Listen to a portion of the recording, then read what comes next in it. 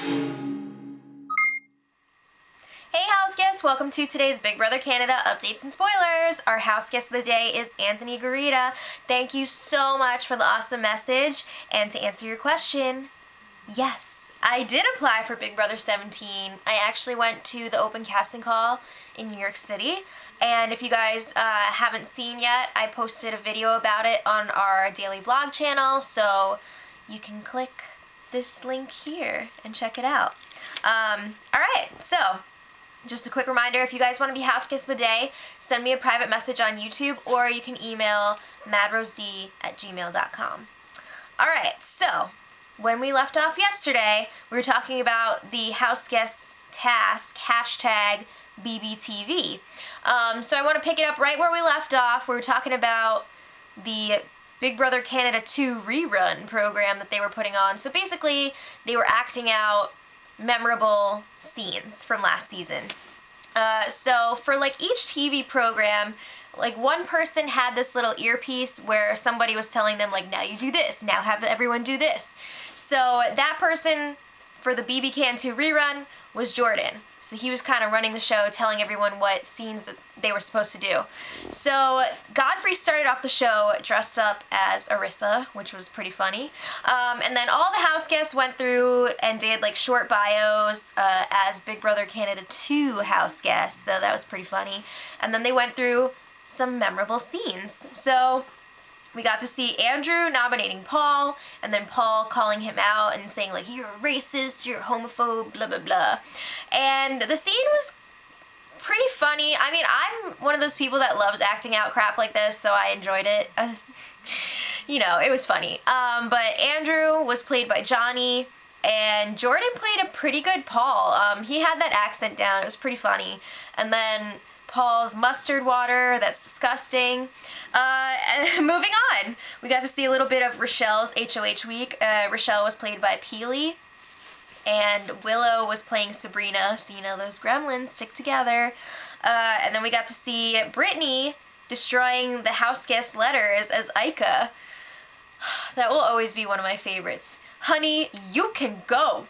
So then we got Canada's HOH week, Andrew and Sabrina finding out that they were nominated. Oh, it's the worst day ever. It was the best day ever. And then, who could forget, Kenny coming out to his housemates. Kenny was played by Bobby, which was awesome because he was like shirtless and then the plaid pajama bottoms and then this huge fake beard. It was great. And he was all, F it, I'm gay, which is exactly how it went down. So it was pretty funny. So as if that wasn't fun enough, then freaking John Party, last season's champion, shows up in his baby costume, and he's all, wake up Canada, I put on like 50 pounds, what's up? His words, not mine. But everyone was like freaking out, hundo, and for old time's sake, John put his hands in his diaper. Because remember how he used to do that all the time? I totally forgot about that, and then I saw him do it and I was like, I remember that. So after the initial, oh my god, they continue acting out some scenes. John was playing himself. So we got to see John. This was the week that John had the POV and the HOH. It was that epic power veto ceremony when Sabrina and Rochelle were up on the block, and John was like, I'm going to use the POV on Rochelle and put up Arlie. And Arlie was all like, that's a big move.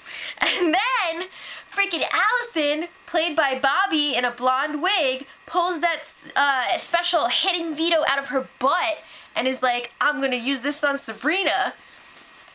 That was so wild. I still can't believe that. It was just like, we didn't know what was going to happen. It was crazy. So then we got to see finale night. John decides to take Sabrina to the end over Netta, played by Sarah. It was pretty funny. So overall, John was there for like 15 to 20 minutes, which didn't seem like that long, but I guess when you're in a house with the same people for like forever, just 1 minute with another person is like heaven, so that must have been pretty cool for them. Alright, so after that, gotta keep that show going. So they started the next show called Psychic Sarah. Sarah was doing these psychic readings for some of the house guests, and there were some funny moments in there, but I won't go into too much detail because we've got other stuff to talk about. So the final show of hashtag BBTV was BB Search for Skills. So this was supposed to be like the talent competition search show. So Big Brother had a little surprise for the house guests. They had a stage waiting for them outside, like a little mini stage, but it was still fun. So the hosts for this one were Jordan and Zach. They shared the hosting duties, and the two judges were Ashley and Johnny. So I was really hoping that this was going to turn out like that sketch from the Kroll show, Show Us Your Songs, Commonwealth, with like bleep bloop bleep bleep bloop bloop girl, and when they're like, yes, you're going to London, congratulations. But it wasn't like that.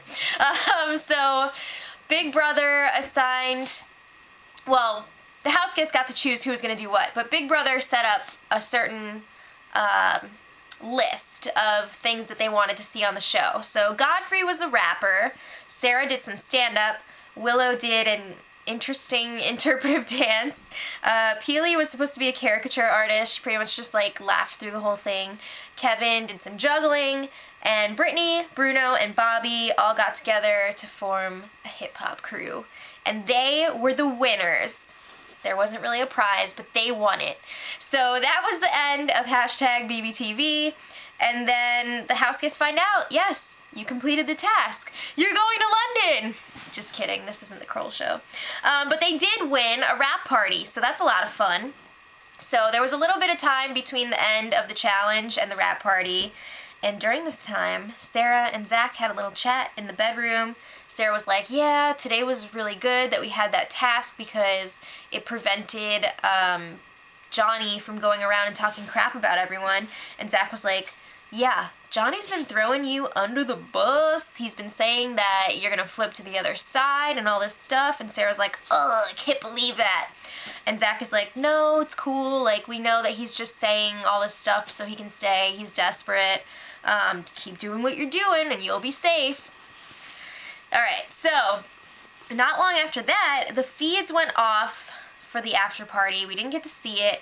They didn't come back on until basically everyone was asleep, which was really annoying, so we missed the whole thing. But we're piecing together what happened last night from what the house guests were saying today, and apparently it was freaking wild. A lot of the house guests woke up hung over, which is unusual on Big Brother because they usually give them like 5 sips of beer each and maybe a bottle of wine. Last night, not so much. Apparently Godfrey drank so much last night that he was like vomiting violently. It was bad.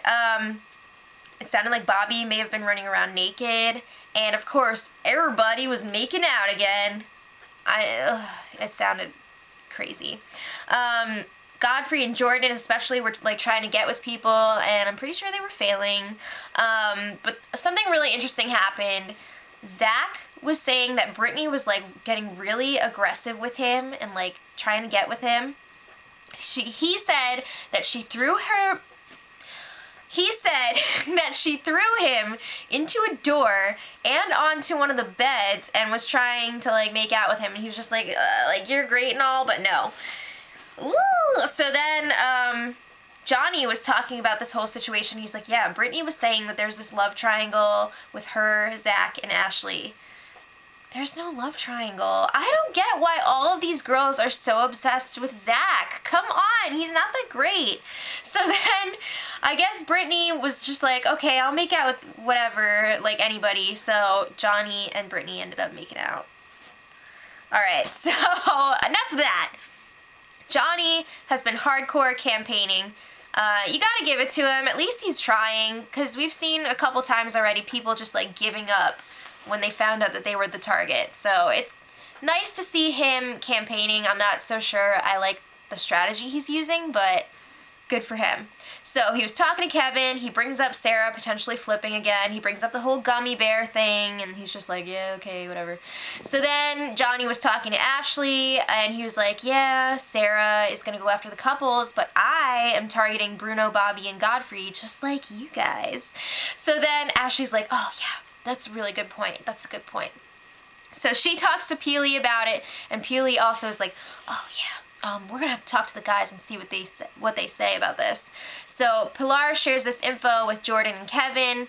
She's like, yeah, Sarah's going after the couples. We can't deal with that. That sucks. So Jordan is like, I'm gonna let you in on a little secret. I am close to Sarah, and she's solid. She is not gonna come after us. It's all good. Johnny's just saying anything he can to stay in the game, and the fact that you're feeling like we should keep him is just a sign of how good he is at this, which I think is a big mistake. I mean, I'm not saying that they should get rid of Sarah, but I think that Jordan is really underestimating her. Jordan and Zach, I think they could end up regretting it. I don't know.